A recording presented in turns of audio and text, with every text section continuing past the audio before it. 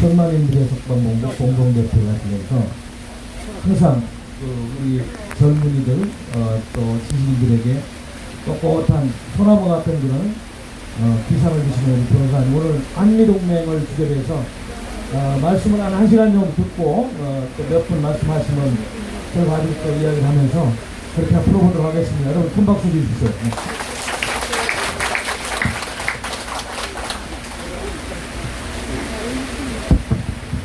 여러분 반갑습니다. 저는 사실 고등학교 때까지만 해도 아주 수줍음을 잘 탔어요. 특히 여학생들 앞을 지나가면 그냥 얼굴이 붉게 해가지고 그럴 정도로 남 앞에 나서서 얘기하는 걸 대단히 주저했습니다. 이 성격이 언제 바뀌었느냐, 제가 공군 장교를 들어가면서 4년간 한미합동을 근무했습니다. 장교는 사병을 잘 다루고 해야 되기 때문에 그때부터 제가 이게 말 펀치가 늘기 시작했습니다. 그리고 실제적인 하드 트레이닝은 우리 조원진 대표님이 그 지난 대선 기간 뭐 이런 등등을 거치면서 태극기 집회를 거치면서 이런 하드 트레이닝을 했는데, 여러분들과 함께 했던 이 세월들이 저는 너무나 행복합니다.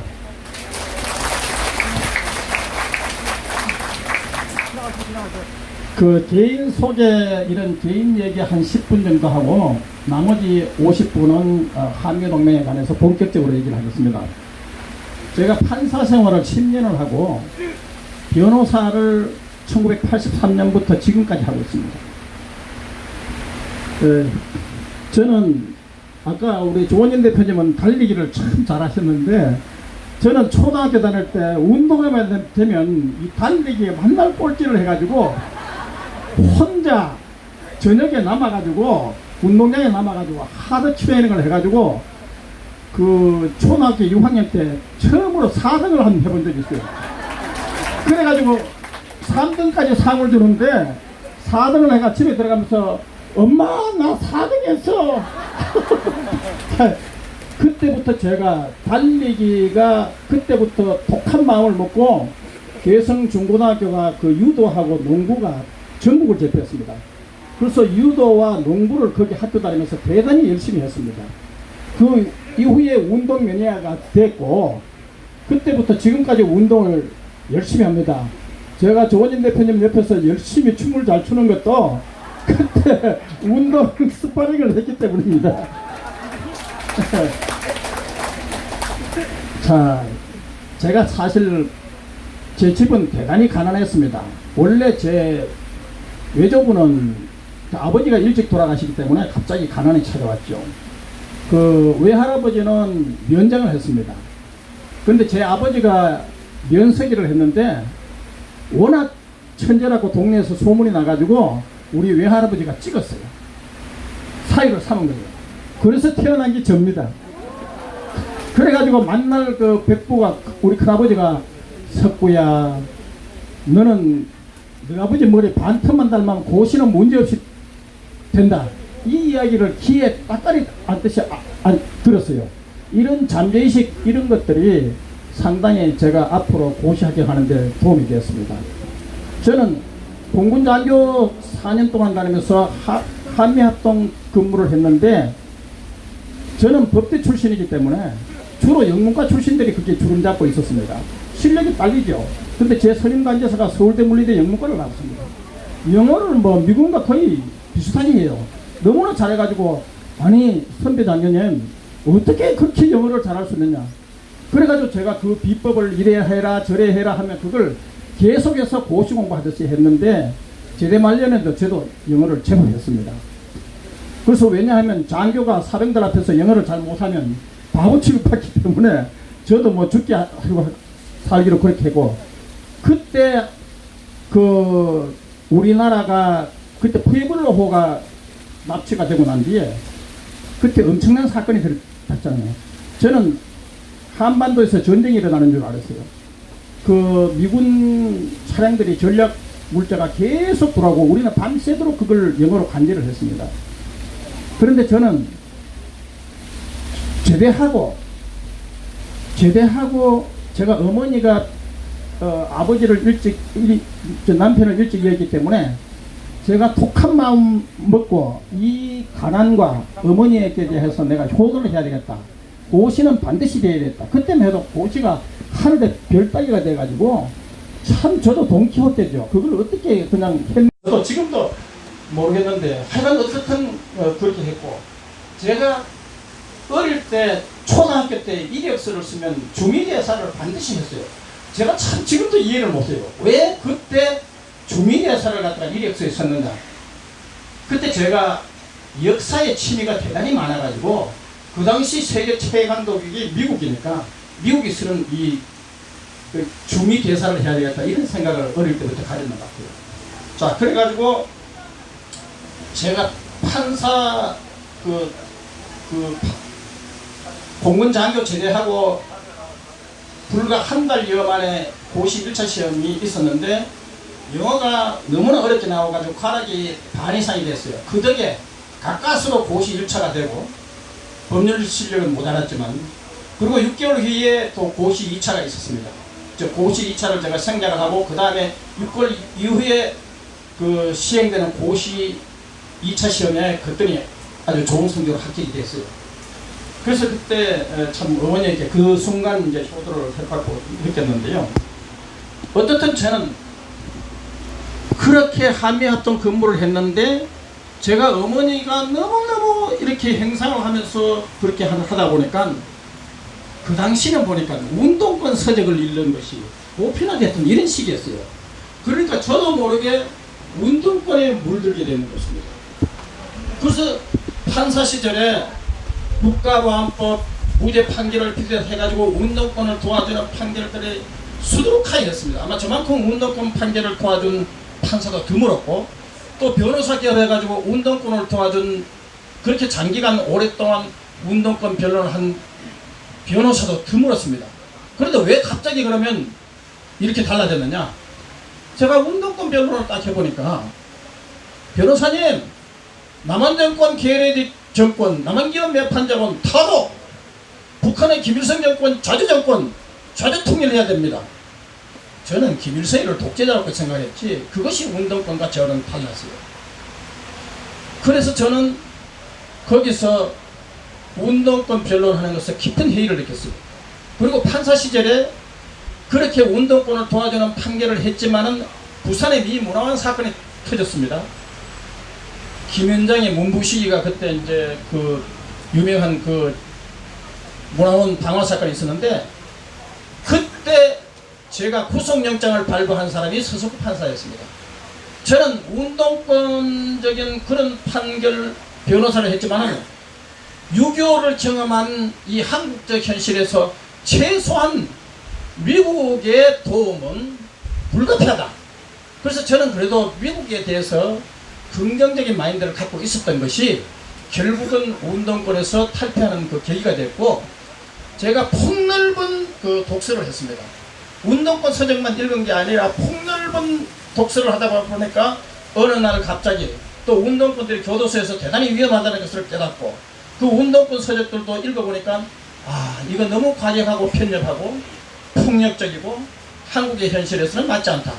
이런 것을 점점 깨달으면서 운동권을 그만두려고 했는데, 그때 운동권 변론을 하는 그 변호사가 극히 드물었습니다. 지금은 우회된 심판인지 보수 변론하는 변호사가 참 드뭅니다.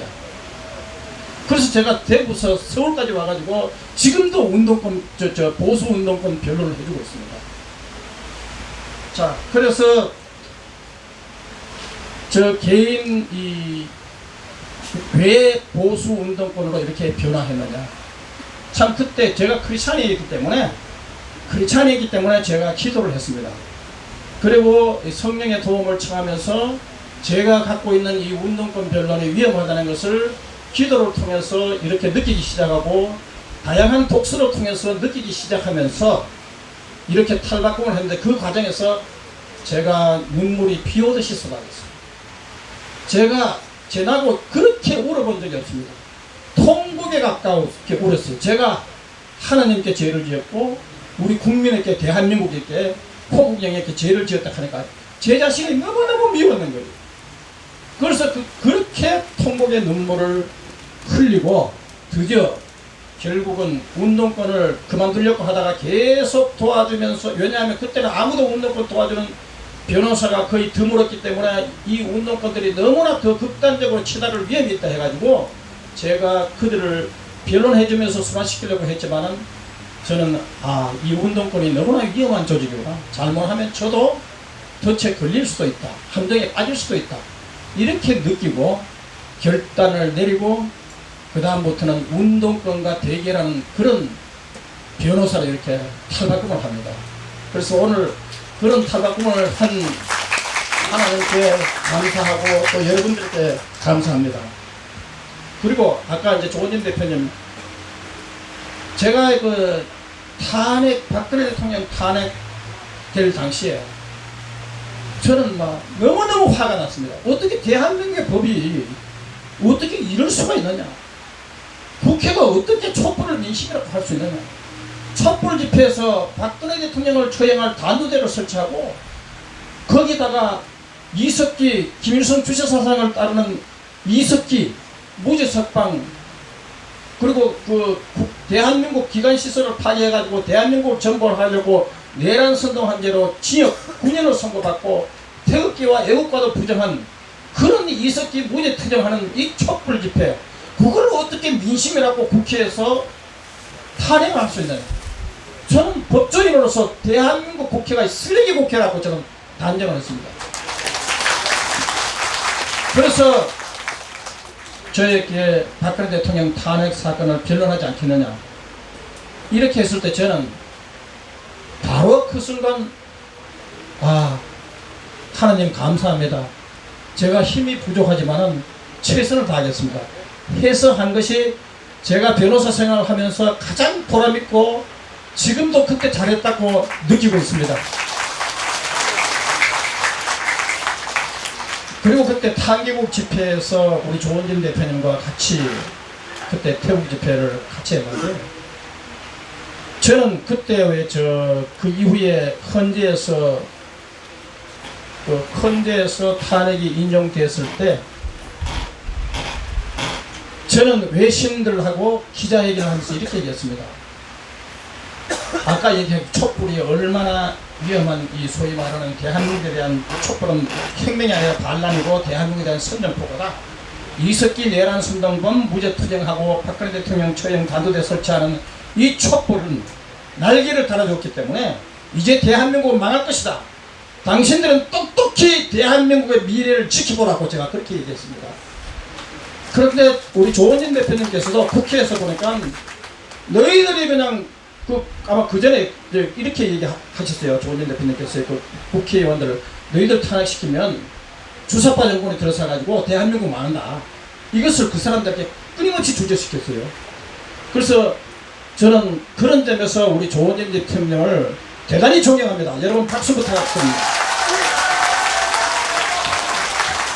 자, 그때 대선 전국이 탁 됐습니다. 조원진 대표님은 혼자서 탈당을 해가지고 단기 필마가 됐죠. 그런데 그때 저보고 변호사님, 미국의 목사님들이 미국에서 바로 비행기 타고 한국까지 와가지고 저를 설득했어요. 또 김평호 변호사님도 저를 설득을 했어요. 저는 그때 마지못해가지고 홍준표가 좋아서 거기 가담한 것이 아니고 할 수 없이 마지못해가지고 그때 찍은 사람들은 저는 이해를 합니다. 그러나 저는 제가 했어요. 우리 집 사람도 홍준표를 찍겠다 해서 제가 그래라. 그러나 나는 조원진 대표는 끝까지 간다. 그래서 미국의 목사님 김평호 변호사님도 그렇게 얘기하대요. 변호사님은 왜 그렇게 하느냐. 저도 바보가 아닙니다. 그 당시 언론이 완전히 국민을 집단체면하고 우리 조원진 대표님 발언하는 거는 제대로 소개합니까? 이런 상태에서 사표가 된다는 건 분명하다. 그것뿐이 알지만은 저는 이 길을 갈 수밖에 없다. 그리고 왜 그러냐 하고 생각해 보세요. 홍준표가 지금 헌법재판소에서 박근혜 대통령을 탄핵시켜야 한다, 촛불이 민심이라고 눈물 흘리면서 탄핵 찬성 변론을 한 권선도회를 바로 대선 직전에 끌어들이는 저 홍준표가 두고 보세요. 대선 끝나고면 김무성이고 그냥 계속 탄핵 찬성 의원들을 끌어들여 가지고 이제 대한민국은 야당이 없어지고 탄핵 찬성하는 정당만 있고, 결국은 그때는 새누리당이죠. 결국은 문재인 정권을 도와주는 둘러리 정당으로 사실상 보수 흉내만 내는 그런 정당으로, 국민을 속이는 정당으로 전락하고 되게 말 겁니다. 저는 여기서 남아가지고 언젠가 태극기 집회가 기사회상될 그날을 기약하면서 조원진 대표님과 같이 갈 겁니다. 제가 미국에 초청받았을 때 Save Us Korea 파운데이션 김평호 변호사님, 김평호 변호사님 끝하대요. 아, 변호사님, 그러면 조원진 대표 도와주세요. 저는 홍준표 도와주겠습니다. 그래서 제가 어떻든 박근혜 탄핵에 대해서는 이 대선 끝나면 박근혜 대통령 탄핵 반대, 이것은 끝까지 같이 가야 됩니다. 제가 그랬죠. 아, 그거야 물론이다. 그래서 제가 나중에 그 세이브 코리아 파운데이션 초청을 받고 김평호 변호사 그리고 이 로렌스 백 아까 이 한국에 와가지고 그 조원진 대표님이 미국 방문하셨을 때 그때 로스앤젤레스에서 우리 조원진 대표님을 격려하고 만찬에서 같이 사진도 찍고 그 사진도 저한테 보내주고 이렇게 했습니다. 텐트 와가지고 여러분들과 함께 했죠. 고마운 분인데 어떻든 거기 가가지고도 고국재단에 가가지고도 제가 고국재단에 가니까 처음에 이게 우리 지금은 대한애국당이지만 그때 새누리당이었죠. 새누리당 얘기는 빼놨거든요. 그러나 제가 사석에서는 그 사람들이 있는 데서 기탄없이 아까 얘기했던 그 이야기, 왜 조원진 대표님과 함께 갔느냐, 제가 왜 김평호 변호사님한테 끝까지 홍준표를 찍을 수 없다 하는 그 이야기를 계속해서 그 사람들 얘기하니까 그 사람들이 아, 그게 충분히 납득이 가는 얘기다, 이런 얘기를 들었습니다. 그래서 저는 미국 가가지고 사실은 여러분들 대변인, 조원진 대표님 대변인, 대한애국당 대변인 역할을 하고 왔습니다.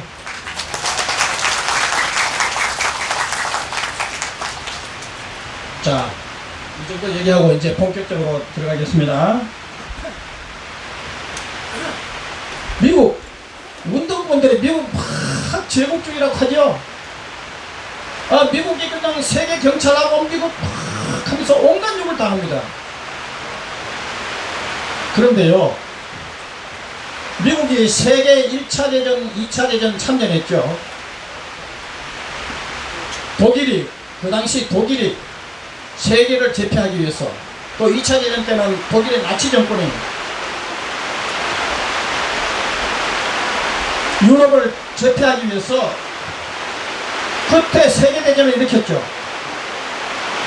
미국이 만약 세계 1차 대전, 2차 대전 참전 안 했으면 우리나라는 독일 제국주의, 나치 제국주의에 의해서 점령됐을 겁니다. 여러분, 세계 2차 대전에 미국이 참전하지 않았으면 우리가 해방되었겠습니까? 미국이 2차 대전에 참전해가지고 수많은 희생을 치르지 않았다면 우리나라가 독립은 대단히 어려웠을 겁니다. 물론 우리 독립 애국 투사들의 헌신적인 희생도 컸지만은, 그리고요, 2차 대전이 딱 끝나고 나서 미국의 우드로 윌슨이요, 민족 자결주의를 부르짖습니다. 모든 식민지 국가들 해방, 자주적으로 그 나라의 자주권을 회복하고 해방될 수 있는 힘을 실어주는 민족 자결주의를 부르짖은 대통령이 미국의 우드로 윌슨 대통령입니다. 그 당시 유럽은 수많은 지역의 식민지를 거느리고 있었습니다. 그런데 미국의 우드로 윌슨 그 민족 자결주의를 부르짖은 바람에 그 영향을 받아가지고 한국의 3.1 독립운동도 미국의 우드로 윌슨의 민족 자결주의 영향을 받아가 일어난 독립운동이었습니다.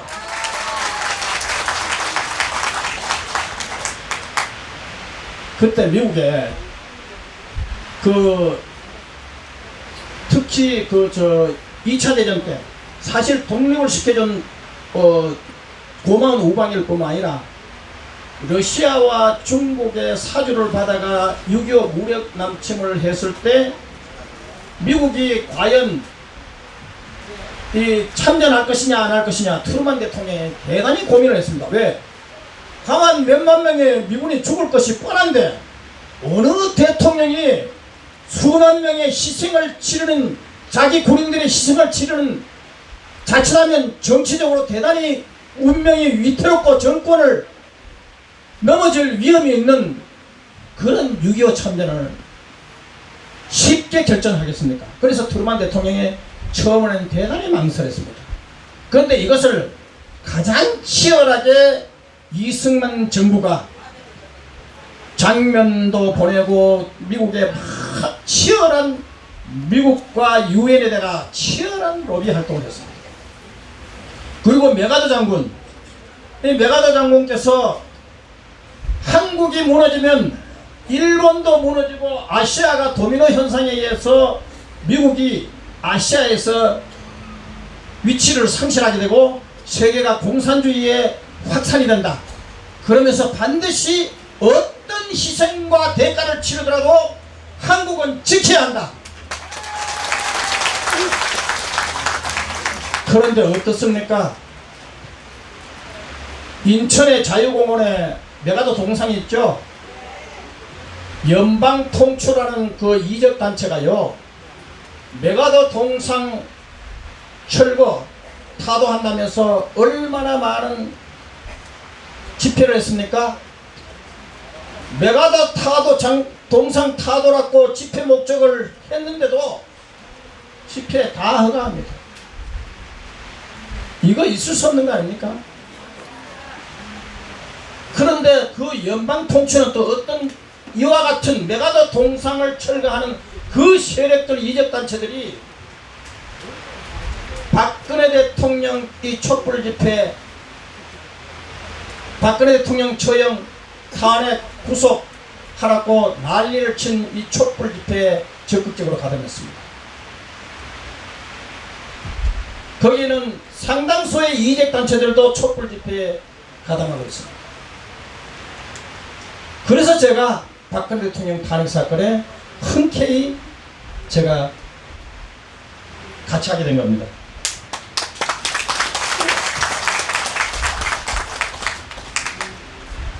트럼프 대통령요, 미국의 트럼프 대통령 출마했을 때 미국의 주요 언론들이 트럼프를 갖다가 괴물이니 쓰레기니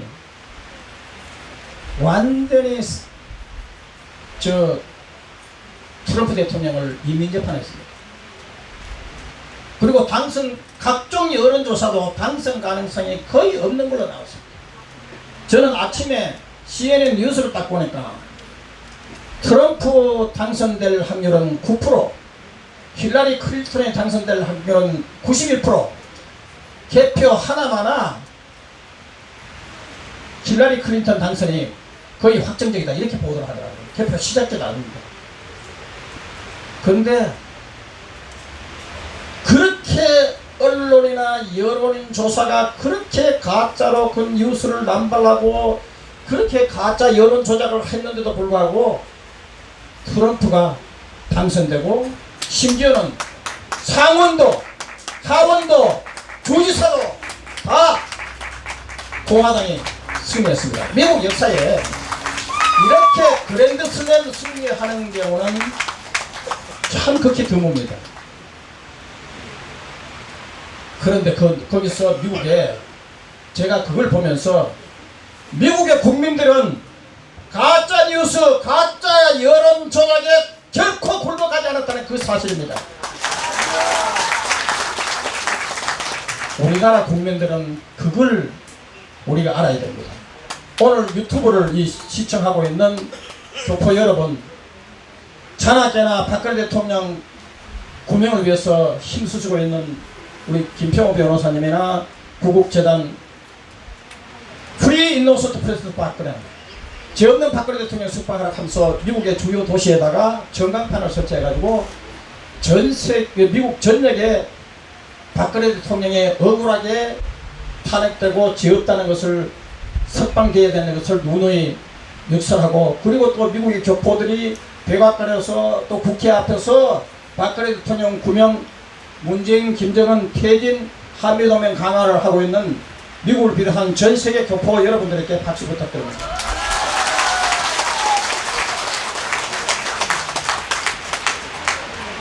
그런데 제가 트럼프 대통령 자서전 2권을 읽어봤어요.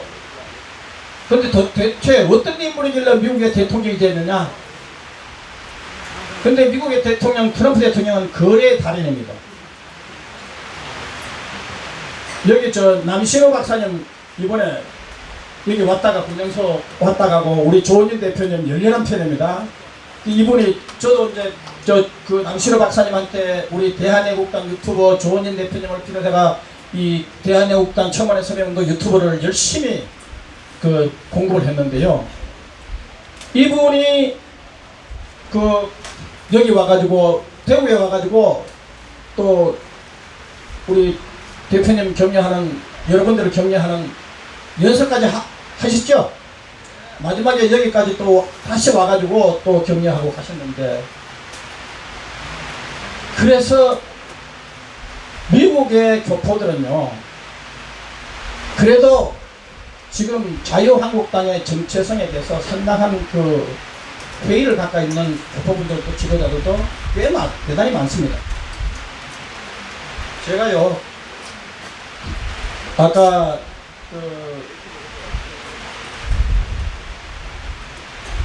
황교안 대표가, 물론 황교안 대표가 무슨 장외 투쟁에 나서고 이런 것도 가지고 보면 우리 대한애국당 또 여러분들이 천만원 서명운동보다 치열하게 장애 투쟁을 했기 때문에 불러낸 겁니다, 사실은. 그리고 장애 투쟁한 거는 환영하지만 최근 보면 참 자유한국당에 환골 탈퇴하지 않으면 큰일 났겠다 싶은 생각들이 점점 더 많이 듭니다. 왜 그러냐? 자, 5.18 유공자 문제라든가 이런 문제 끄잡아냈다고 해가지고 당내 의원들을 징계를 하는가 하면은, 또 세월호 문제 그 가짜뉴스에 대해서 비판한다고 해가지고 또 징계를 합니다. 그리고 아까 대표님께서도 얘기했지만은, 아니 황교안 대표가 타블렛 PC 그거 우리가 아까 변희재 대표하고 우리 같이 조원현 대표께서 타블렛 PC에 대해서 얼마 전에 했지 않습니까? 바로 그 무렵에 황교안이가 JTBC에 나와가지고 마치 그것이 조작된 것처럼, 우리가 보도한 것이 조작된 것처럼 이렇게 참 기가 막힙니다. 저는 탄핵을 직접 사건을 변론했기 때문에, 여러분 고영태 알죠? 이 고영태는 최순실을 아주 난도질한 사람 아닙니까? 그리고 최순실을 권력서역 1위라고 국회 청문회에서 터무니없는 중상모략을 했죠. 근데 또 이 사람은 녹음 테이프에 보면 고영태가 뭐라고 얘기하는가 하면은, 내가 재단에 사무부총장으로 들어가야 되겠어. 사무총장을 쫓아내고, 그리고 1년 내에 재단을 장악해가지고 재단기금 700억 꽃감을 빼먹어야 되겠어. 그리고 이메일 주고받은 거 없애버려, 휴대폰 던져버려, 유심칩 뽑아버려, 증거인멸을 했습니다. 그렇게 했습니다. 자, 이 사람이 국회에서 뭐라 하냐면은, 이런 고영태조차도 최순실은 태블릿 PC 할 줄을 모른다고 했습니다. 그렇게 최순실을 난도질을 했는 그 고영태의 입에서조차도 태블릿 PC 최순실 할 줄 모른다고 했습니다. 최순실가 아니라는 얘기 아닙니까? 그런데 거기에다가 온갖 것을 다 집어내가지고 국가기밀을 집어내가지고 마치 최순실이가 그냥 국가기밀을 마음대로 이렇게 그냥 우물딱주물딱 했는 것처럼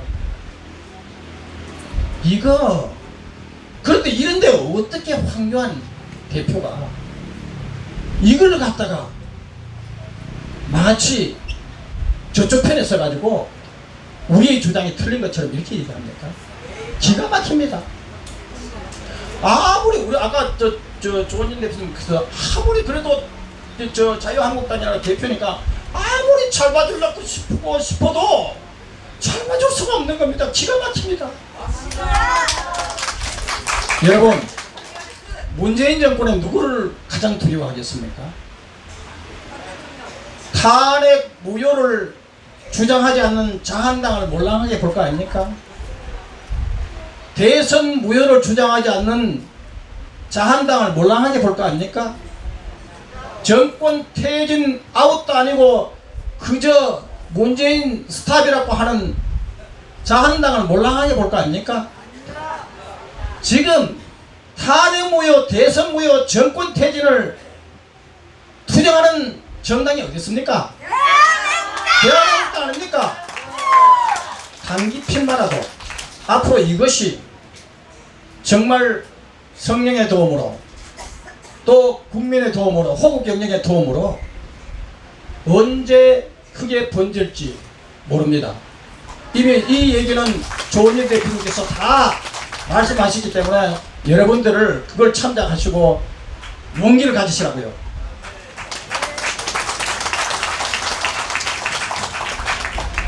근데 우리나라가요 태극기 집회 제대로 보도했으면요 정권이 벌써 넘어졌습니다.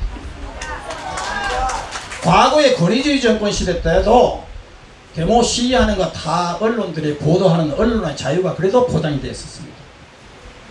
아니 이놈의 정권은 어떻게 된 심판인지 다 우리나라 제도권 언론들이 탄핵에 다 공범자가 됐다는 겁니다. 여러분 생각해 보세요. 제가 비유를 들게요. 강도하고 강도 공범자하고 다 강도죠. 강도에 같이 가담한 공범자나 강도나 다 강도 아닙니까? 박근혜 대통령을 탄핵시킨 촛불 강도하고 그 촛불 강도의 공범자가 돼가지고 배신을 때린 집단하고 다 강도 집단 아닙니까? 제가 바라는 것은 다음 총선과 대선은 강도 집단과 강도 공범자들의 대결이 되어서는 안 된다는 겁니다. 강도 공범자들의 대결이 그것이 총선이고 대선이라 하면 같으면 대한민국의 희망은 없는 겁니다. 다음 총선과 대선은 탄핵에 찬성한 강도와 그 공범자들과 탄핵에 반대했던 양심 세력 태극기 집회와의 대결이 되어야 됩니다, 여러분.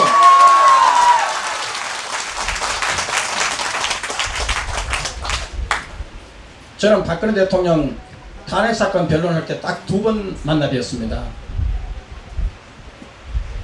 그때 변론 준비를 위해서 각각 1시간 반 동안 만났는데 참 저는 그 박근혜 대통령이 탄핵으로 인한 그 충격 때문에 몸과 마음이 흐트러졌을까 걱정을 많이 했습니다. 물론 약간의 흔적은 남아있지만 놀랍게도 박근혜 대통령께 칭찬하시고 또 그분이 얼마나 또 겸손하십니까? 그리고 언어 구사 능력이 참 절제된 표현과 사람들에게 마음을 아주 친근하게 저는 의사소통 뭐 안 한다고 하지만은 저는 그건 정반대입니다. 자기들 기준에 맞춰가지고 의사소통 문재인 지금 의사소통 하고 있습니까? 자 그래서 그때 저는 박근혜 대통령 그때 각각 1시간 반씩 이렇게 박근혜 대통령을 접하고 대화를 하고 나와서 저 변호사들끼리 이렇게 얘기했습니다. 정말 박근혜 대통령 대단하십니다. 절체절명의 위기 상황에도 꿋꿋하게 저렇게 침착화 아주 제가 볼 때는 수사하게 다리를 놨다. 최순실이가 무슨 뭡니까? 뭘 고쳤다? 뭡니까? 무슨 연설문을 고쳤다 하지만은 이거 택도 없는 얘기입니다. 정호성이가 뭐랬겠습니까? 박근혜 대통령은 끊임없이 연설문을 고치시는 분이다. 아무리 그 연설문 담당 비서관들이 준비를 해도 마지막 연설하는 그 순간까지 끊임없이 연설을 고치시는 분이다. 최순실은 서민 눈높이에서 약간의 조언을 했다는 것 뿐이죠. 박근혜 대통령은 자기 의사에 따라서 자기의 철학에 따라서 자기 정치 철학에 의해 가지고 수사를 끊임없이 고치시는 분이다. 그리고 더 놀라운 사실은 정호성 그 비서관이 이렇게 얘기했습니다. 박근혜 대통령은 일밖에 모르는 분이다. 박근혜 대통령의 무슨 그 사저에서 기록을 본 걸 두고 그 당시 야당들이 이러쿵저러쿵 난리를 치고 어떻게 사저에서 그걸 하느냐. 박근혜 대통령은요, 잘 취하고 잘 토합니다. 지금도 그 매주 4일 살인적인 졸속 재판으로 해가지고 지금 현재는요, 역류성 식도염에다가 디스크 탈출증에다가 무릎 관절염에다가 불면증에다가 그리고 36kg, 37kg 한계 체중에다가 이번에 구속집행 정지 신청할 때 유영아 변호사가 낼 때 칼에 베인 듯 불에 데인 듯 통증을 느낀다 했잖아요.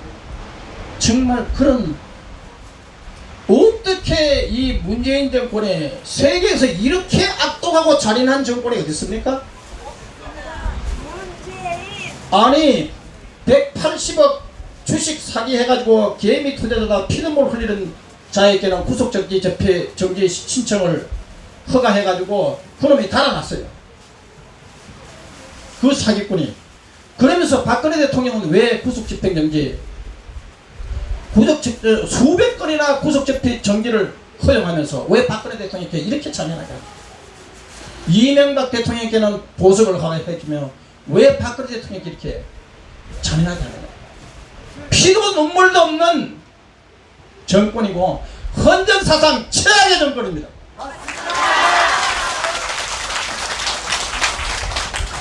이번에 청와대에서 그 6.25 뭡니까 6.25 그 가족들이나 또 이 독립 유가족이라든가 유가족들을 다 초청했는데 그 유가족 가운데 이런 얘기를 했는 거예요. 평화도 좋지만은 6.25 기타 이렇게 도발을 한 북한으로부터 사과를 먼저 받는 게 순서가 아니냐 이렇게 얘기했답니다. 그런데 청와대 브리핑에서 이걸 싹 뺐답니다. 국민의 눈과 귀를 가로막는 것은 청와대 브리핑에도 이런 짓을 합니다. 기가 막히는 겁니다. 지난번에요, 그 프랑스 마르콩 대통령은요, 국회에 의석 한 석도 없었습니다. 국회에 의석 한 석도 없었는데 대통령에 당선됐습니다.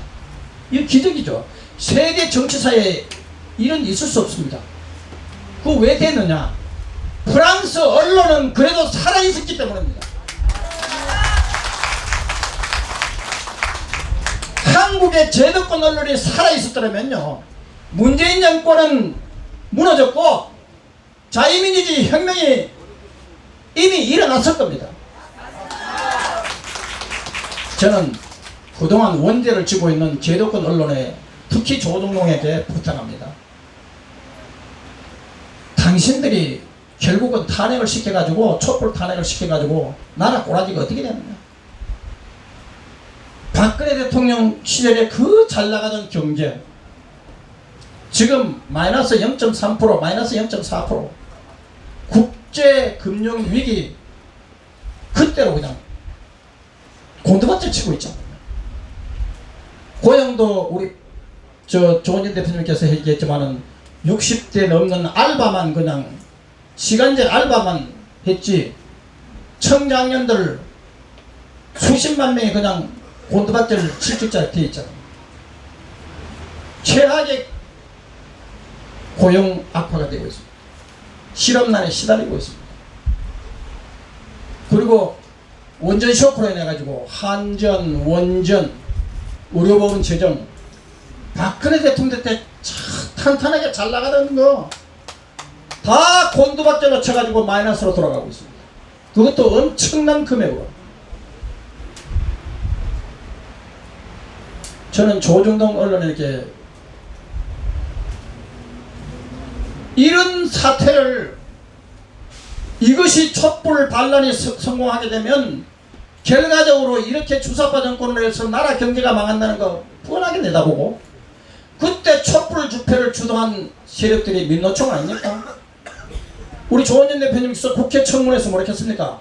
장관이나 보고 뭐라 했습니까? 대한민국이 민노총 나라냐고. 민노총은 뭐 아무리 폭력 시위를 해도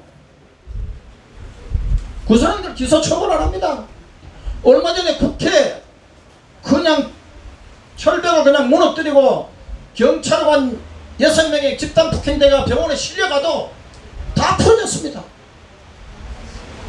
이런 민노총이요 지금 뭐 하고 있습니까? 문재인 정권을 강력히 지지했던 이 민노총이 김일성 주석당을 따르는 내란선동범 이석기를 갖다가 양심수락하면서 석방투쟁을 벌이고 있습니다. 이거 제정신입니까? 바로 이런 나라를 만든 것은 바로 조중동 여러분도 책임이 있다는 겁니다. 지금이라도 늦지 않았습니다. 저는 제도권 언론들에게 간절히 호소합니다. 대한민국은 여러분 제도권 언론 여러분들의 나라가 아닙니다.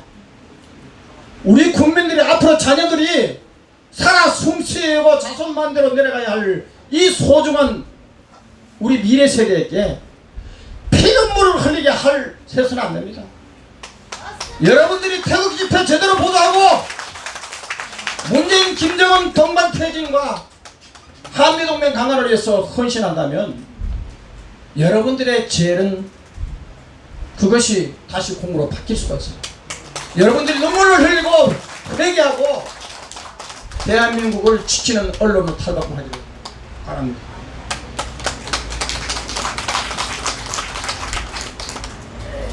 저는 제가 미국 갔을 때 많은 분들을 만났어요.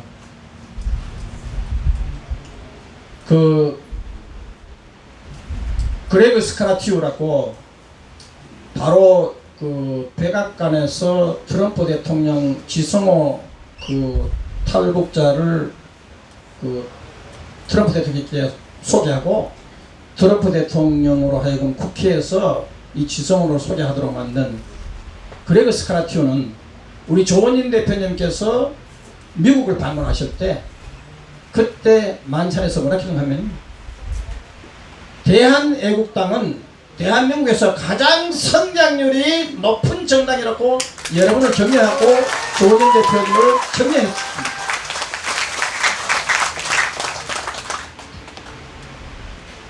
그리고 이번에 그 골든창 우리 조원진 대표님 1시간 동안 만났고 정말 그 3월 10일 이 5명 태극기 열사가 이 사망한 사실 아무도 경찰 행정당국이 아무도 책임지지 않는 처벌되고 징계되지 않는 이런 법치 사망을 갖다가 그리고 또 박근혜 대통령이 이 불법 탄핵된 이 사실에 대해서 낱낱이 우리 그 구명과 관련해 가지고 골든창과 허심탄회하게 대화를 했고 또 그분도 우리 조원진 대표님의 열심히 투쟁하는 데 있어서 감사의 뜻을 표했습니다. 제가 골든창 그 연설하는 걸 그 문재인은 간첩일 수 있다. 간첩이 아니라도 간첩이라고 믿어야 된다. 왜냐하면 김정은이가 좋아하는 일을 골라서 하기 때문이다. 이렇게 얘기했습니다. 그리고 이 골든창은 이번에 한국에 와서 뭐라 하냐면 여러분의 적은 북한에 김정은이 있고 남한은 문재인 대통령이 여러분의 적이라고 했습니다. 그래가지고 완전히 기립박수가 나고 난리가 났습니다. 그리고 또 조원진 대표님을 만나가 격려를 했던 그 아메리칸 컨서버티브 유니언 익세큐티브 디렉터 데니얼 슈나이더, 이분도 우리 한국 국민들에게 이런 얘기를 했습니다. 대한민국은요 1년 내에 대한민국이 사라질지도 모른다는 의심을 해야 된다고, 이렇게 대단히 충격적인 얘기 아닙니까? 하도 연변계 초통일이고 북한에 엎어지고 자빠지고 하니까 강력한 정보의 메시지를 한 겁니다. 또 이분은 또 이렇게 얘기했습니다.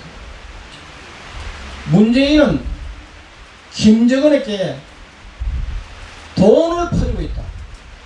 그런데 이 돈이 서울 시민을 죽이는 무기 개발에 쓰여지고 있다고, 이런 충격적인 얘기입니다.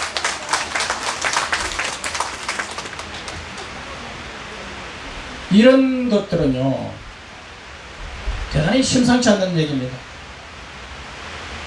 그 정말 우리가 미국의 보수주의 연합도 만나셨고, 우리 조원진 대표님이 또 일본 보수주의 연합도 만났고 한국 보수주의 연합도 만났습니다. 참 저희 대한애국당은 어떻게 보면 이런 보수주의 연합, 전 세계 보수 세력과 같은 길을 가고 있다고 볼 수 있습니다. 그래서 우리는 그분들과 함께 대한민국의 역사를 바꾸겠습니다. 우리는 승리합니다. 박근혜 대통령 반드시 구출됩니다.